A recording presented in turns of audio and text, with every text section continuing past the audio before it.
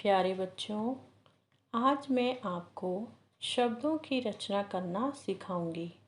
क्या आप जानते हैं कि नए शब्दों की रचना कैसे की जाती है? हाँ, बिल्कुल सही, उपसर्ग द्वारा। उपसर्ग के बारे में तो आप सभी पिछली कक्षा में जान ही चुके हैं, पर आज हम इसे और अच्छी तरह समझेंगे। चलिए कुछ वाक्य पढ़ते हैं। हमें अपने देश का मान रखना चाहिए। किसी का अपमान नहीं करना चाहिए।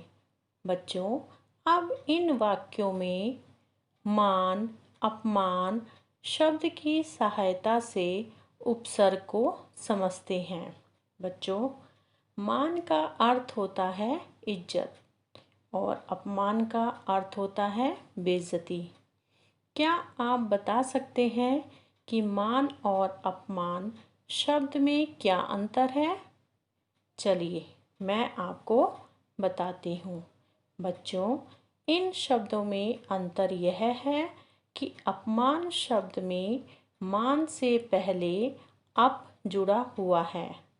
अप शब्दांश का अर्थ होता है बच्चों बुरा या विरुद्ध। इसके जुड़ने से मान शब्द के अर्थ में परिवर्तन आ गया है। क्या आप जानते हैं ऐसा क्यों हुआ? ऐसा इसलिए हुआ बच्चों क्योंकि मान शब्द के पहले जोड़ा गया अप शब्दांश उपसर्ग है तथा किसी शब्द में उपसर्ग लगने से उस शब्द का अर्थ बदल जाता है। बच्चों, इसी तरह उपसर्ग लगाकर और भी शब्द बनाए जा सकते हैं। चलिए देखते हैं। जैसे रूप शब्द के पहले अनु उपसर्ग लगाया गया तो बना अनु जमा रूप अनुरूप। प्राय शब्द के पहले अभि जोड़ा गया तो शब्द बना अभिप्राय। अंत शब्द में अति उपसर्ग जोड़ा तो बना अति जमा अंत अत्यंत। दोष शब्द के प्रारंभ में निर उपसर्ग जोड़ा तो बना निर जमा दोष निर्दोष। बच्चों, एक बात हमेशा याद रखना कि सभी उपसर्गों का अर्थ होता है, परंतु ये स्वतंत्र रूप से प्रयोग नहीं किए जाते, बल्कि किसी शब्द में जोड़कर नए शब्दों की रचना करते हैं। तो बच्चों, इस प्रकार जो शब्दांश किसी शब्द के प्रारंभ में जुड़कर उसके अर्थ में परिवर्तन ला देते हैं वे उपसर्ग कहलाते हैं। समझ गए ना बच्चों? चलिए आगे बढ़ते हैं और उपसर्ग के प्रकारों के बारे में जानते हैं। उपसर्ग के 4 प्रकार होते हैं।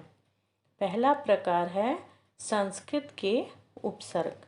बच्चों, संस्कृत के उपसर्ग वे शब्दांश होते हैं जो संस्कृत भाषा से हिंदी भाषा में बिना किसी परिवर्तन के ज्यों के त्यों प्रयोग में लाए जाते हैं, जैसे अति, उत, निस आदि।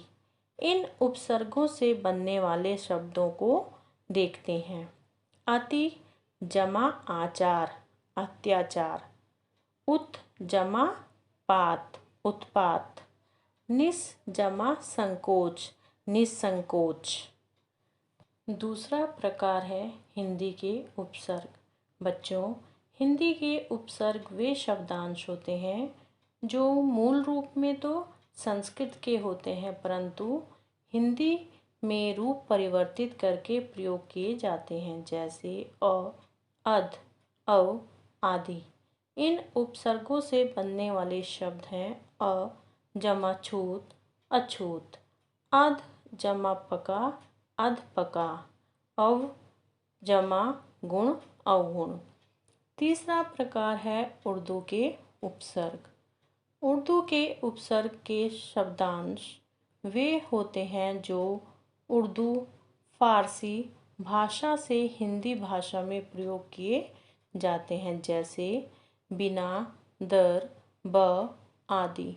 इन उपसर्ग से बनने वाले शब्द हैं बिला जमा वजह बिला वजह, दर जमा असल दरअसल, ब जमा गैर बगैर।